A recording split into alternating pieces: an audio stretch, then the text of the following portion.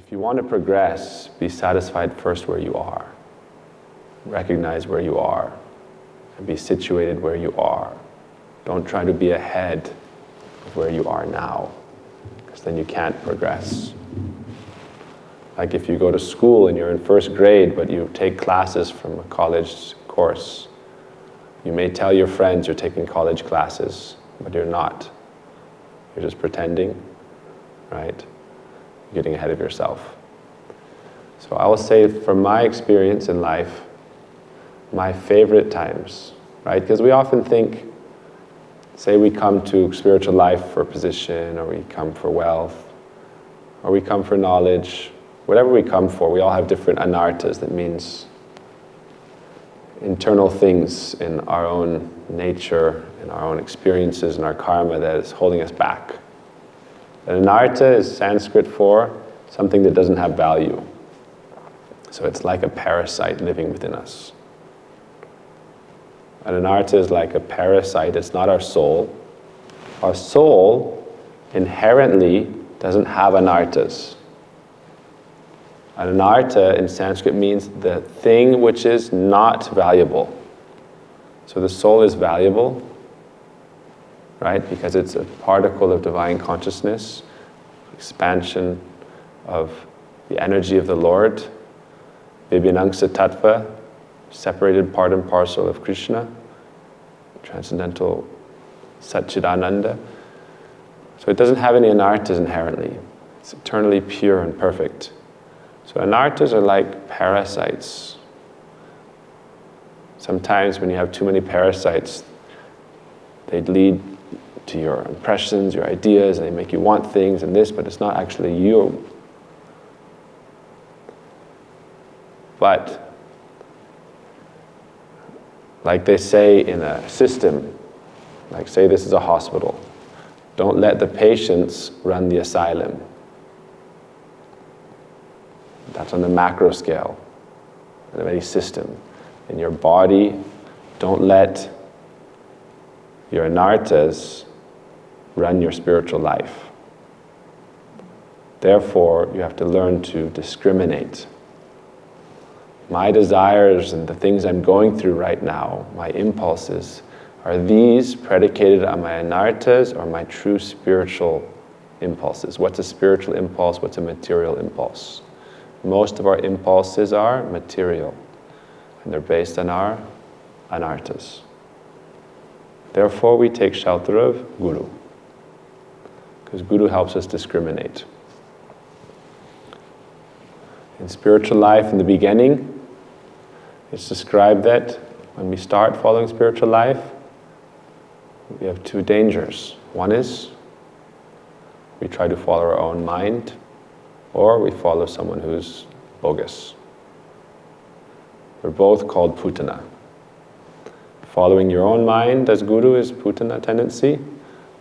Putana is the witch, demon, who tried to kill the infant Krishna with poison on her breast, coming in the guise of a mother, but truly with the intention to poison and kill, giving her own breast as a mother, which is the repository of sweetness and love for the child. But smearing poison on it means destroying any softness and sweetness. So because we want to follow, if we let that tendency run our spiritual life, then we're poisoning our spiritual life and destroying our chance for progress. So don't let your anartas run your spiritual life.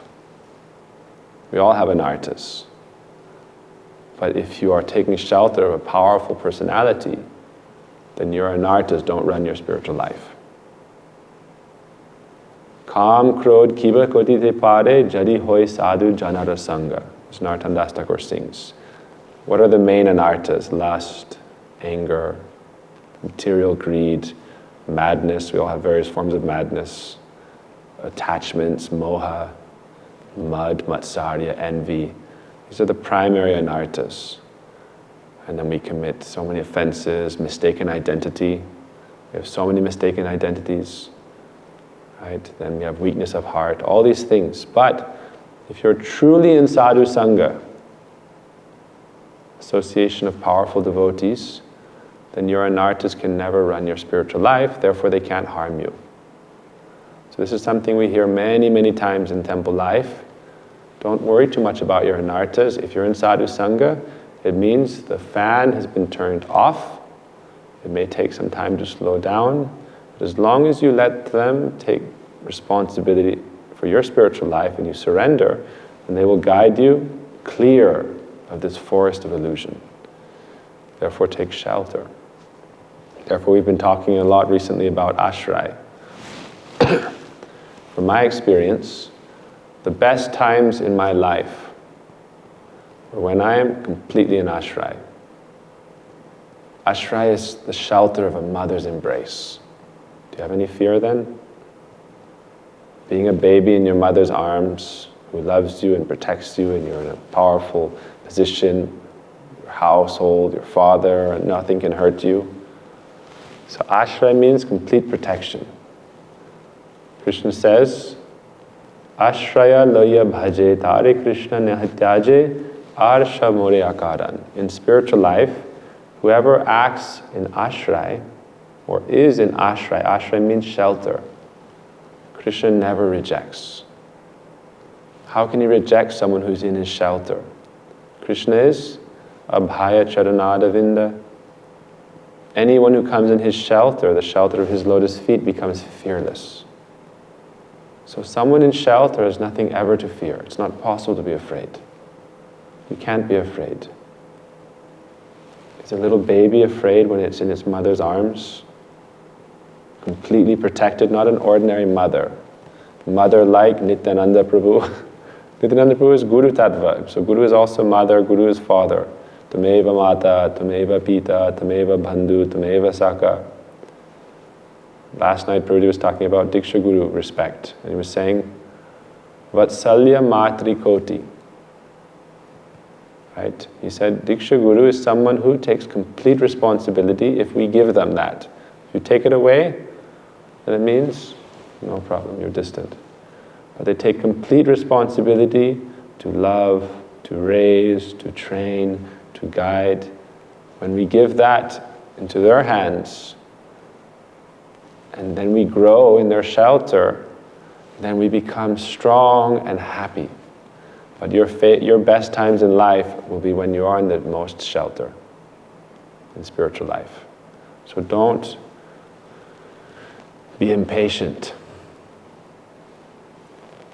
My experience is that if you want to advance in spiritual life, don't get ahead of yourself. Because the opportunities you have now, you won't always have. The opportunities you have when you're a baby. If you're a baby and you say, I'm going to take off on my own. Sometimes little kids always dream about running away, being independent. 4 or 5 years old, 6 years old, I'll be independent. I don't need mom and dad. Why? Sometimes mom twists my ear, right? And says, sit in the corner, you're being naughty. But those experiences that help you grow in spiritual life, you can never get back if you lose them. Spiritual life in this life, sometimes it's like a train, right? And you're going on the train and you feel like, I'm going so fast. And you get at a station and you get off and you let the train continue. How are you going to catch that train? You have to wait till that train reaches its destination and then comes back around. When is it going to come back around? You never know. So that's my first advice, right? Sometimes the reason I'm speaking to you is to try to give you, from my experience, things that can help you grow in your spiritual life. Right? Take weight of every moment and understand the value of every moment and value that and think, with this moment of time, with this day, what can I do to most help my spiritual life? Then you value that time you have and you recognize where you are now. Gurudev would say, until you know where you are now, how can you progress? So don't get illusions or delusions that sometimes we get this Brody likes to tell this funny story. Now we're having like bedtime kid class, right? Brody tells a story of a kid who goes to school. And goes to school for a few weeks, learns the alphabet, and then starts learning his first word. One of the first words was hen. H-E-N, hen. A hen is like a chicken. H-E-N, hen. And he came back home that day and said, "Grandpa, what do you know? Today I became a scholar. H-E-N, hen. Do you know what a hen is, Grandpa?" Grandpa said, "I don't know English. I'm a fool. You're a very good scholar. Here's a toffee." Right? But what did he know? H-E-N, hen. What kind of knowledge is this? This is called book knowledge. It's called school. This is one of the things Prabhupada was telling, right? I had 5-6 days of discussions. Right? We think we know so much. But what do we really know? Without realization, our knowledge is all just outside, looking in. So we want real knowledge. Real knowledge means realization. Sometimes we fight over book knowledge. I learned this, you learn that. I learned this language, you learn that language. But what is the process we're in? Therefore we say, first, determine your goal. Then you can start forward on the path of sadhana. So first decide your aim. What do you want? Then you can start working forward to achieve that aim. It's very important. In life, if we really want progress in spiritual life, then we should be serious. This ashram is not just a place to reside, it's a place to advance in spiritual life. Advancing in spiritual life is the aim of this ashram. And service is the aim of this ashram. But this is a Vedic ashram. Vedic ashram, service is one of the main means of advancement. In the material world, we think, I'll advance by getting a degree and going and getting a job and making money. But in spiritual life, advancement is according to an ancient Gurukul system. Because sometimes we get so much of a thing that we don't value it, right? Indra, the god of the demigods, king of the demigods, and Virochana, grandfather of Bali, king of the demons, both went to Lord Brahma for spiritual knowledge. What is the soul? They heard that the soul is the most powerful force. And if you have soul knowledge, you can be the most powerful person. So they wanted this soul knowledge. But he made them serve in the ashram. Because he says, if I give you by words, you may take those words and run off as if you know them. Right? I learned hen. H-E-N, hen. Soul is this. And God is this. And this is that. And now I am a scholar. But have you experienced and are you situated in the platform of the soul, in the service and constitutional nature of the soul? Are you realizing who is Sri Krishna? And are you serving Sri Krishna? Do you have a relationship with Krishna? Do you have real faith in Sri Krishna? Do you have a family connection with Sri Krishna? So this H-E-N is helpful only if it helps you develop further. Don't have any spiritual heart blockage. If you don't advance further in your education, Krishna Dikshadi Shikshanam, taking instruction, then how are you going to really advance and realize your spiritual nature? So that's why I went back to this point. Many people come to spirituality thinking they want spirituality, and in the beginning, a lot of times they have good intentions. Why do we say? The road to hell is paved with good intentions. We all come with good intentions, but complacency, the mode of ignorance ends up, and too much mode of passion, ambition. Material ambition destroys spirituality. Spiritual ambition supports spirituality. So you have to be careful. Do you like Krishna because he has good stuff? Like Duryodhana? There's a story. Duryodhana wanted the opulence of Krishna. Krishna said, take all my armies, take all my wealth. Krishna said, in the battle of Mahabharata, he said, I didn't want to really take sides, but they came to him. Baladev completely said, I won't participate. But Krishna said, Krishna is God. He fulfills our desires. So Duryodhana wanted all his opulence, all his position, everything. But Krishna said, I'll give all that and I'll be on one side, but I won't fight. I won't participate. Why? Paramatma is the witness. But Arjuna said, I want God, not his opulence without him. In this world, in most religions, we want the opulence of God, the order that comes from having a godly society.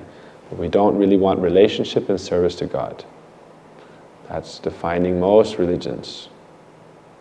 I'll offer pranam, I'll offer obeisance to God, and I'll develop a sense of superiority, that my God is the right God and your God is the wrong God. We don't understand how God dresses in many outfits according to the needs of his people.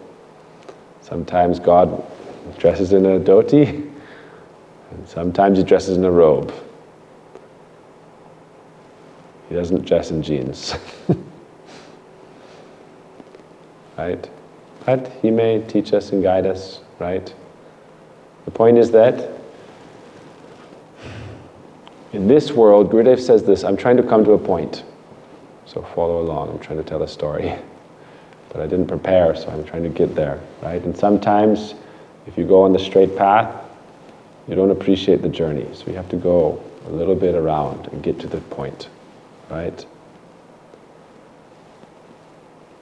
Especially in spirituality and religious circles, there's always problems.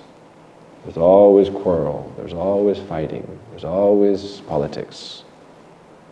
It's a symptom of this world in any situation, especially this age, which is known as the age of quarrel and hypocrisy. But this only comes for people and with people for whom there's attachment to only the external, superficial surroundings of Guru and Krishna. So we don't want Guru really. We want Guru's stuff. We want his temples. We want his position. We don't want just his temples. We want his position, his followers, his respect, his wealth, his honor, his worship. So we don't really want Guru. We want to be Guru and to have everything that Guru has. But I'm telling you, the sweetness is being the das. It's according to your nature, right? Because our nitya swabhav, our eternal nature, is to be loving relatives and servants. So that's why I've been telling, even for this, I'm going to the point of talking about Bhakta Bandhav and what does it stand for? Right? What do we stand for here? And also why I've been having these meetings with us, all is because we want to create an atmosphere where we all have the same mood. And we should protect that mood and fight for that mood. Because in many places it's very difficult to have a loving mood with harmony and a real objective of true, pure spirituality. We're not here to fight over the stuff. We're here to fight over the substance, the heart and soul.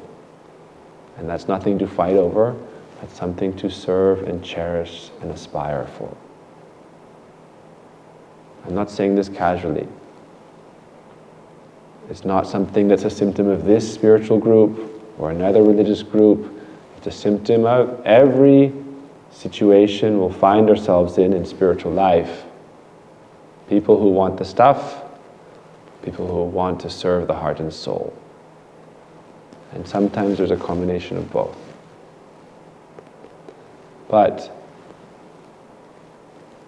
as Bhakti-bandhav, as an example, right, we call it serve love, Bhakti-bandhav. What are we presenting as our intention and our mood of service? We all have our duties to perform in this life. But those duties, if they're not performed with love and devotion and relationship, are not bhakti.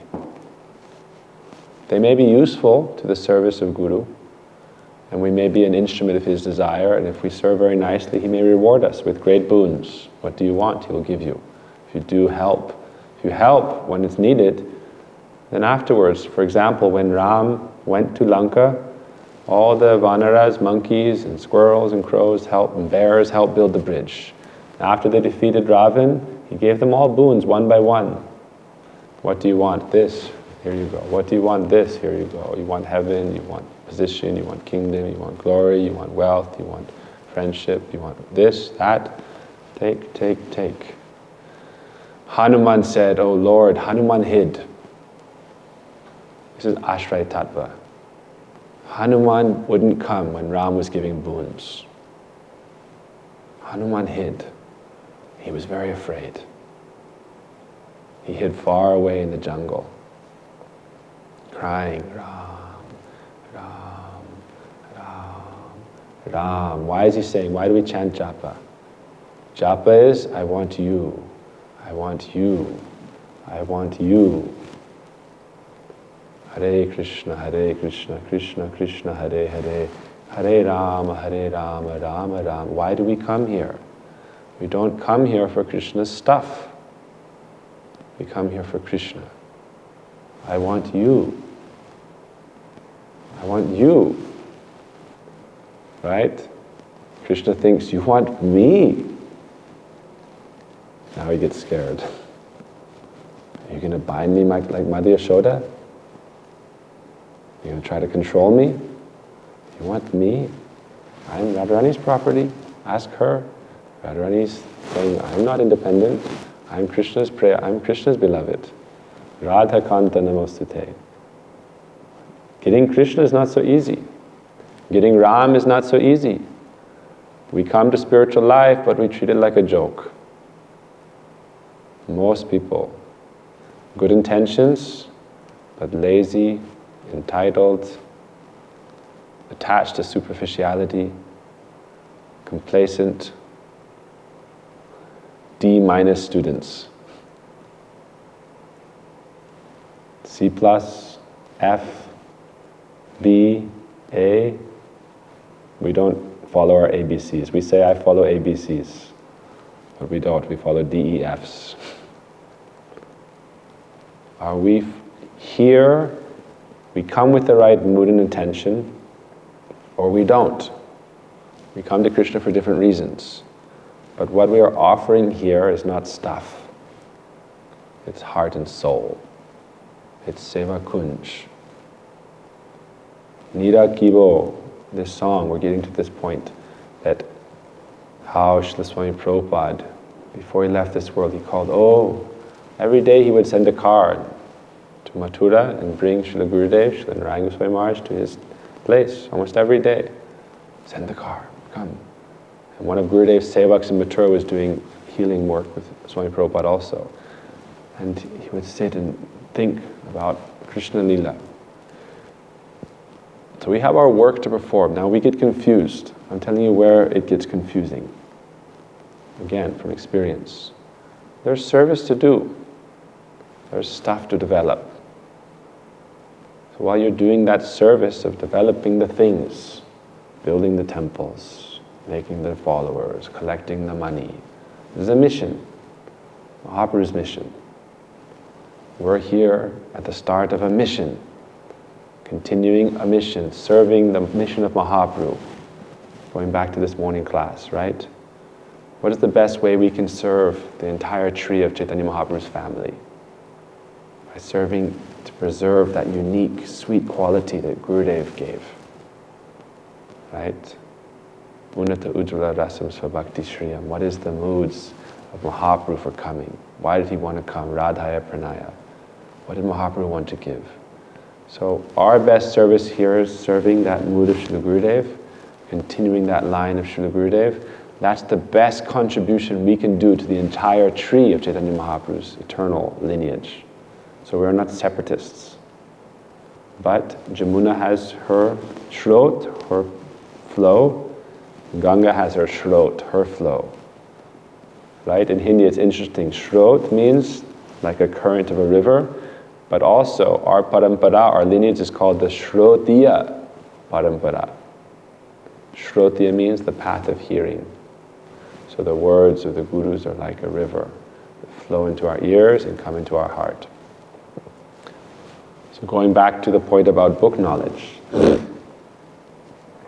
Book knowledge leads us to the stage of accepting a spiritual master. Granta Bhagavat leads us to the acceptance of Bhakta Bhagavat. Bhakta Bhagavat means the devotee who teaches the real essence of the scripture. Because there's thousands of Upanishads, hundreds of Puranas, the Vedas, and endless instructions. In our path, our acharyas, other religions, there's so many books. But one thing Bhaktisiddhanta Prabhupada said, going back to Putana, the Putana problem. We call it the Putana problem. I am my own guru, or I have a bogus guru. Or it's said that when Prabhupada Bhaktisiddhanta talks about Putana, you can read this article, he says that organized religion is the death of the living spiritual tradition. It's very hard to understand, because then he established an institution. And we've been having discussions around this. What's the need of an institution? Institution is a framework. The book is needed. The society is needed. The structure is needed. But without Guru Tattva, that framework has no purpose. It becomes a dead entity. It's not alive. The soul is needed and the body is needed. Without the soul, what is the use of the body? So there's many religions, and Kali Yuga is full of problems. I was talking with someone about Sikhism, and Guru Gobind Singh had so many problems, and his family was killed, and he was always fighting, and so he said, you know what? No more gurus after me, it's too painful. There's too many problems in Kali Yuga. It's done. Just worship the book. But this is not Gaudiya Siddhanta.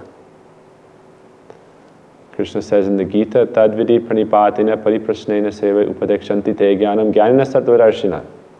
Approach the Tattvadarshi and learn and study. Right? Whatever experience I've developed, I can give, and then at a certain point you'll have to take higher association and learn from that. Right? We have to evolve. But even the best school has a teacher. You can go to Harvard University and go to their library and read all the books. But you don't go to Harvard for the books. You go to Harvard for the professors. You don't go to Oxford for the books, you go for the professors. Cambridge for the professors. Mangala Gita is a professor. Why do they hire you for your job? Because they need a person with some experience and knowledge in that field. Then you can train people, because the book won't tell you directly, the person book will tell you. So also in Guru Tattva, there's Sadhu Guru Sastra. Guru speaks in line with Sastra and with Sadhu. Okay, so this is one topic. We have to serve the mission. We have to help build the mission. But in doing that, don't be attached to that. Be attached to your spiritual life. And when you do your duties, do them with love and with your aim and objective clear. Because otherwise, in Kali Yuga, this age, the demons or the demonic tendencies and the divine qualities reside within us. This is a quick history lesson. Satya Yuga, age of purity. There were also demons on other planets. Hiranyakashipu and Nrsingadev Leela. Treta Yuga, another island or continent. Ravan Lanka. Dwapar Yuga, Krishna's own uncle Kamsa was the demon. And they always were attacking, one after another from his first few days Putana came. Kali Yuga, Prabhupada, we see Swami Prabhupada, he went and delivered all the demons. This is not an insult. Why? We all have divine and demonic qualities within us.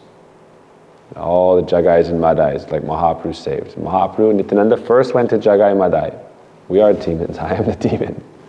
We have demonic qualities within us and divine qualities within us. 16th chapter of Bhagavad Gita is Daiva Asura Sampad Yoga. Understanding the divine qualities, those in service to God, and the demonic qualities, those in opposition. And how we can gradually come into the service of the divine qualities and uproot the demonic qualities. So we have to serve, it's within us both. So use those qualities for good, channel those energies for good, and they can be in service.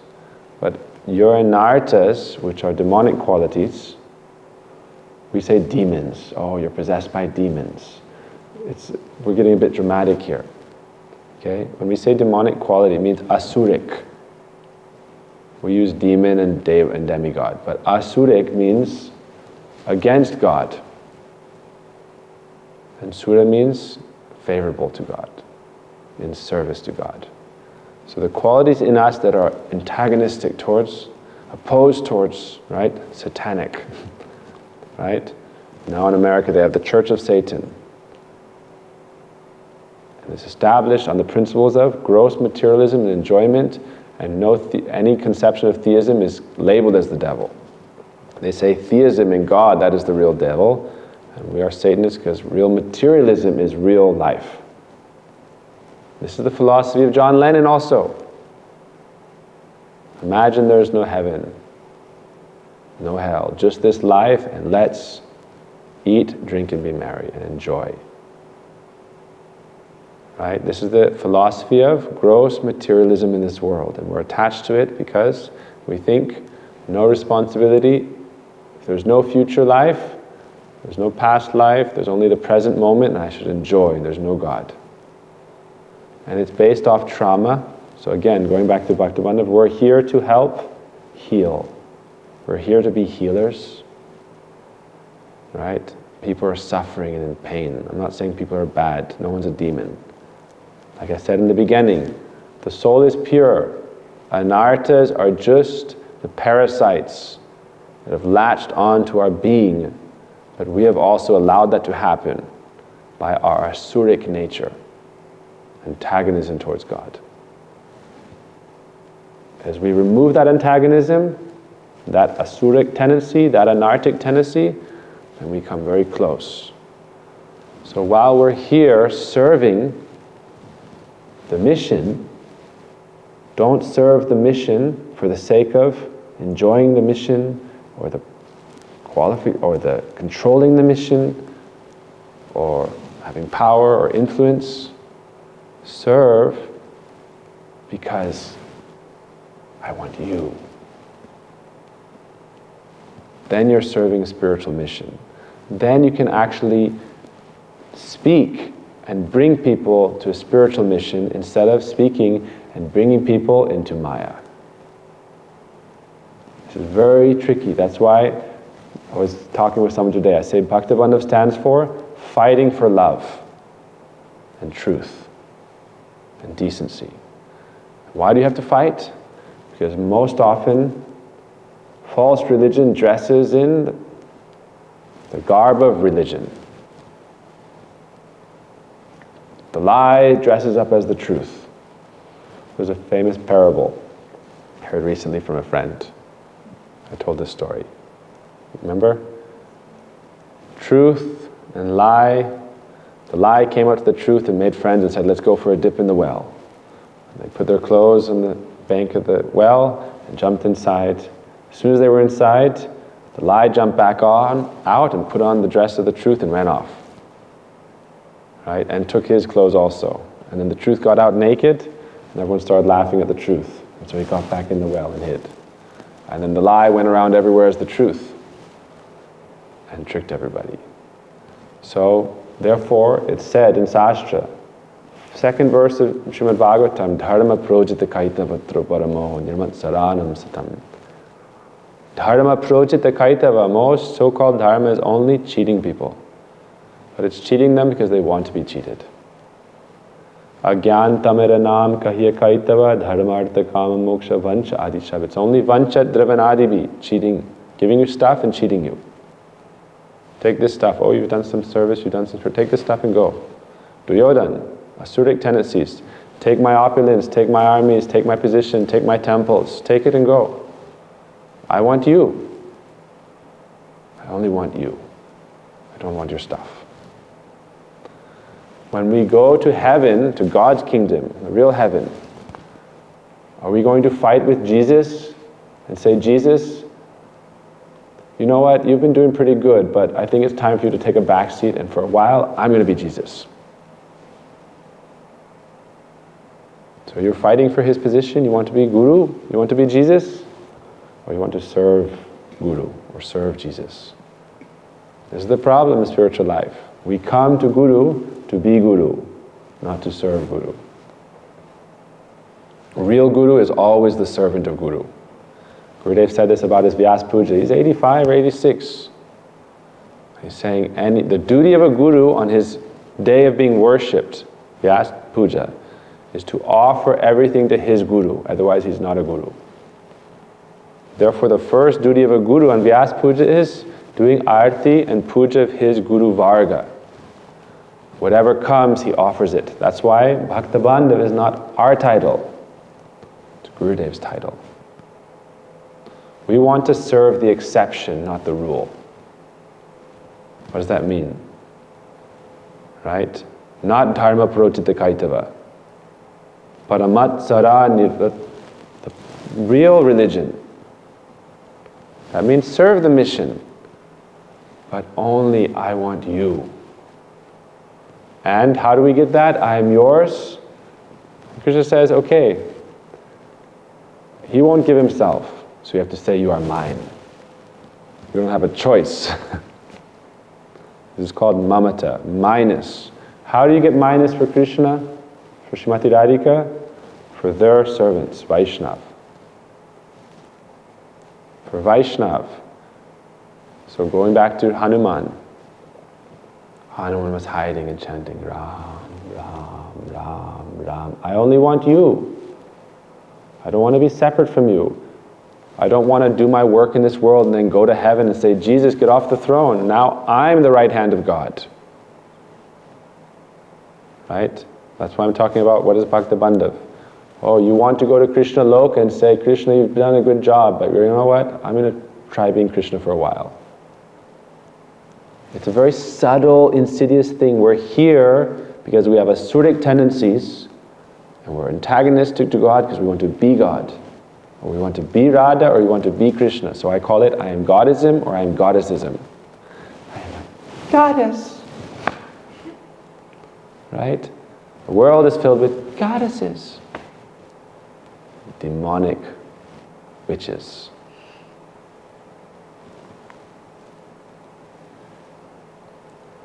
Putana. Witches. Not witches. Right? There's two classes of witch. Good and bad. Daivik, asuric. Magical, black magic and white magic. Magic isn't good or bad. How you use it is good or bad. Different kinds of tantra, good and bad. The point is that I want to be goddess, I want to be God. I don't want to serve God, I don't want to serve the goddess. And if you start exposing this, then you can start seeing the demon come out. Scratch the surface. Find people's pressure point. And give them some acupuncture. Right? That is not the soul. That's the anartha, it's the parasite on the soul. Acquired false nature, irreligion. So spiritual life is like a razor's edge. Very careful, very careful. It's very easy on the path of rag, because the path of rag is attraction. So how do we go to Krishna? Ram called Hanuman. Hanuman, where is Hanuman? I've given everyone boons. I'll tell this story, even more dangerous side of this story first. One of the Vanaras, monkey armies, when it was their turn, the whole battle they had helped. They were one of the MVPs. I'm not going to say the name. One of the MVPs of the battle. Right? Most valuable players. Biggest stats, killed the biggest demons, did the most work. But when they got the boon, they said, I want to return the favor. What you did to my father, I want to do to you. When Ram shot Bali, in the back. Why? Bali was committing sin. So Yamaraj punished him, not Krishna, not Ram, his own karma, because of his own misdeeds. But his son said, I want to return the favor. So this is bhakti. How much service did this person do in Ram's army? Building the bridge, fighting Ravan, MVP. God says, Tatastu, so be it. And when Krishna was shot in the foot, Krishna used this excuse to go. Not that he was bound by this, but he gave the illusion of this. Why did he give this illusion? So that he would cheat the cheaters. Oh, Krishna is mortal also. So cheating the cheaters. This kind of demonic people. See this nature? I want to serve Guru. With one hand I'll do arti. With the other hand, I have a knife and I'm waiting for a chance to stab you in the back. I'm not speaking, I'm speaking in a general worldview. It's very dangerous. The closer you are in spiritual life, the more danger there is. Success and failure. But if you have the right mood, Hanuman, when he came, was crying, Ram, you'll give me something and send me away. I don't want any boon from you. The gopis, you can never find any example of Krishna giving the gopis a house, giving the gopis children, marrying them. Parakiya bhav, he never married them even. He left them also. But they didn't leave him. Therefore, Krishna never left Braj. Vrindavanam parityaja padamekam na gacchati. Krishna never puts a foot out of Braj because they say you are mine. You cannot leave. So why are we here? We are not here to do arti with one hand and have a knife in the other. I'll go to the spiritual world and I am Krishna's devotee, but when I get there, Krishna, time for you to take a break. I'll be you. Or Radha, I'll be you. I'll be God and I'll be goddess. Right? As a man, I think I'll be God. As a lady, I think I'll be goddess. Many people worship Krishna, have envy for Radha. Why is she on the altar? Just Krishna is good. Give me a Krishna Didi. I don't want a Radha Didi. I will be Radha. I can dance like Radha, I can sing like Radha. In Hindi we say Ganta. Right? It's a nice Hindi word. Hindi word for today. Ganta. Ganta means bell. So this is the mudra.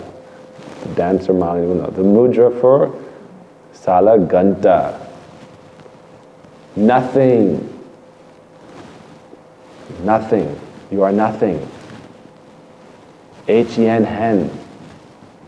Telling your grandpa you know so much. You're a hen.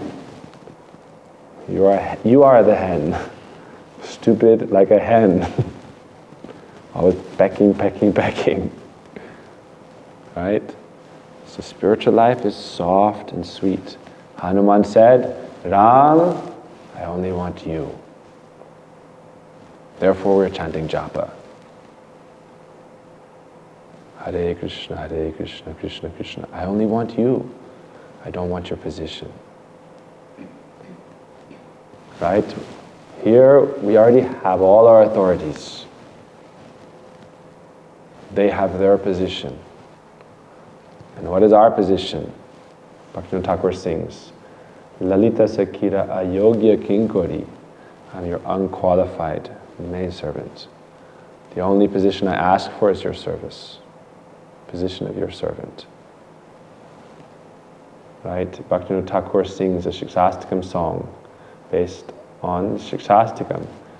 How do we go to Krishna? So we're here on a spiritual path and we have a job to build a mission. But when we build the mission, why are we doing it? What reward do we want?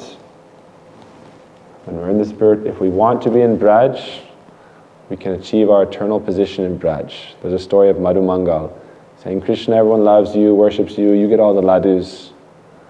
This is teaching he gives us. All the girls love you, you get all the ladus. It's a funny story for our teaching. Krishna says, okay, what do you want? He said, everyone loves you because you're peacock feather and your flute. Give me your peacock feather and your flute. They're joking and playing, okay. So Madhu Mangal puts on his peacock and then he goes around, hey gopis, give me some ladus, look. You know, he gets a bunch of ladus and he's happy. But in the meantime, Kamsa told Keshi demon, go and find that Krishna and kill him. What does he look like? He has a peacock feather and a flute. So Madhu was rung around trying to be Krishna. As a joke, this is a leela for us. Madhu Mangal is playing a game for us. Keshi demon came and kicked him. Just the air from his kick was so powerful, Madhu Mangal went rolling and rolling and rolling, and he rolled all the way back to Krishna's feet and said, Baba, take your peacock feather and your flute. We want to be God, but we can't. And you don't want to be God. You don't want to be goddess. She has a lot of things to deal with also.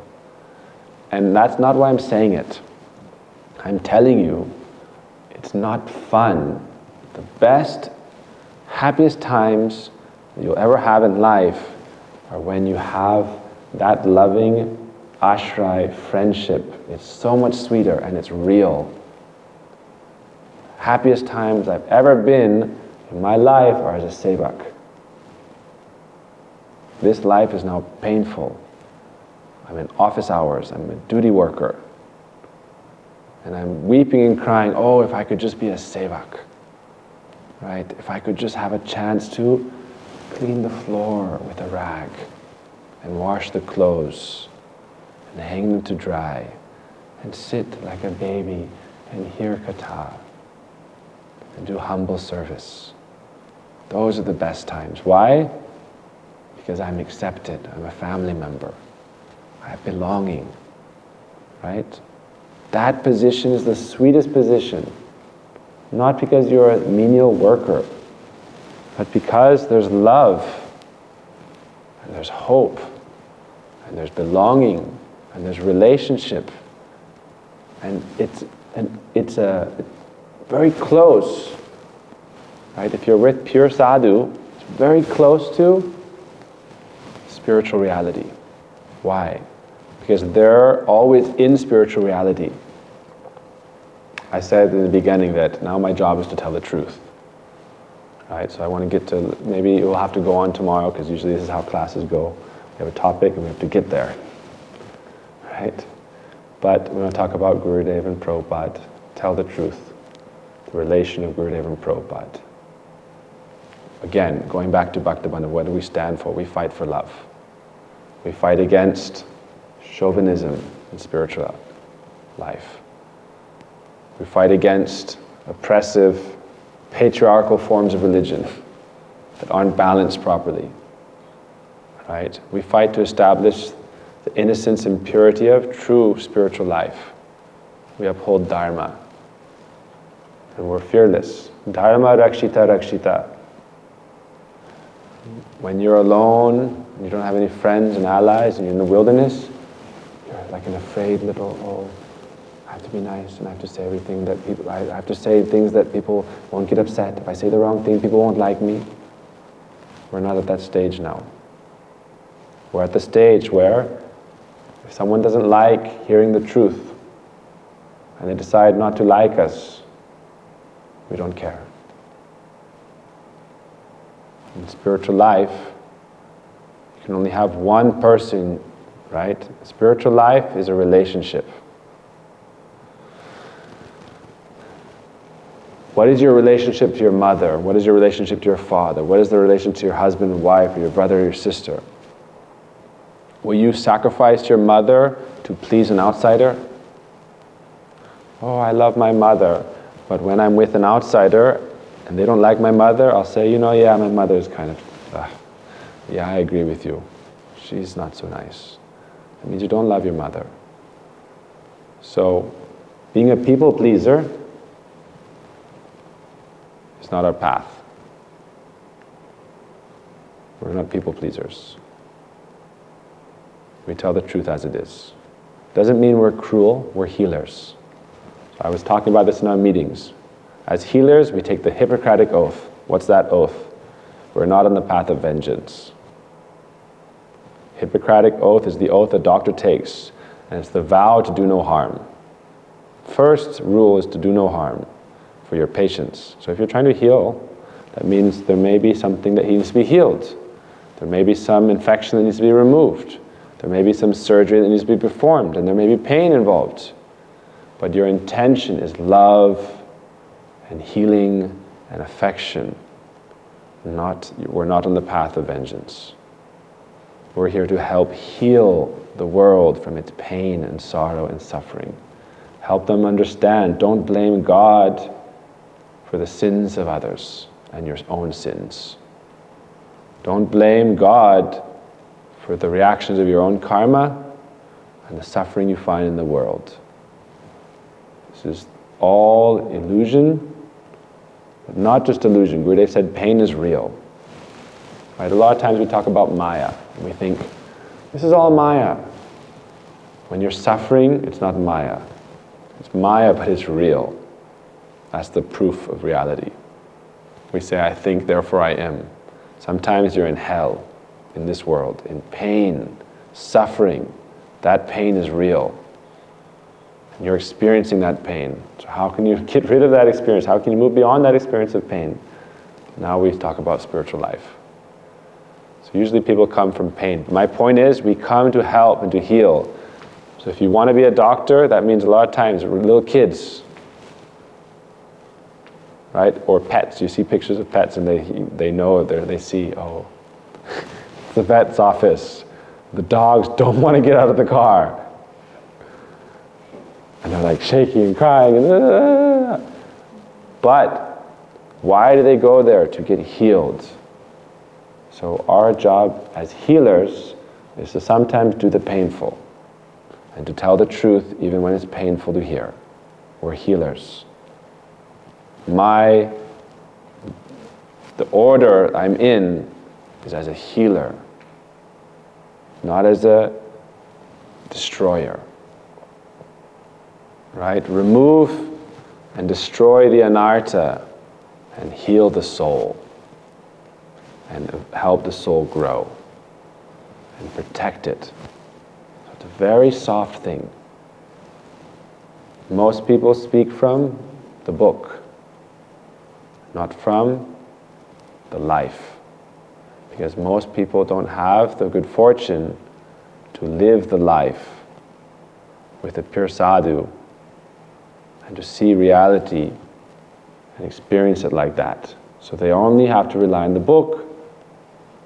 And if they really want that association of pure sadhu, when they're really ripe for that, then they'll get it, and they'll take it, and they'll be a baby until they grow up. Ashraya lohiya bhaje. Let me be in your ashraya. Let me be in your shelter. Let me learn from you. That relationship is the most sweet. The Ashtasakis, Srimati Radhika's intimate first expansion, they're all qualified to be separate leaders. But they all serve Srimati Radhika. And they all have responsibilities they're given, and they act like leaders. But in their heart, they're all followers. That relationship is very sweet, because in that relationship, you can live in harmony together. That's also the mood we want here. Loving, sweet harmony. No internal politics. That means only the nature of fighting, quarreling over stuff. But we have qualification, so we'll grow into it. That's not the point.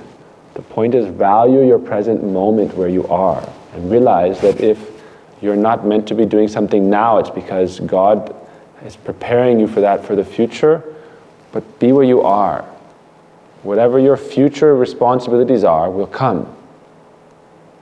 But if you're a student in school, take the class that you're in, and don't take a class that you're not in, because you can't pass the grade, and then you just go tell your friends, I'm in a higher class than I am. Gradually evolve. And you'll miss the times. You'll look back. The best times you'll have is the time when you're a sevak. When you look back on your life. Because it's the sweetest experience you can have. It's the sweetest. But most people think I am a sevak. It's a different class. Right? Being a sevak and doing seva are different things. Doing seva and being a sevak are not the same thing. There's many workers that do work and go home. Wherever they have love, they're the sevak of where they have love. What do you have love for? You worship that. You do your job and you go back to where you have your love. Sevak means what I love, I serve. And that's sevak. That means intimate friendship, intimate relationship.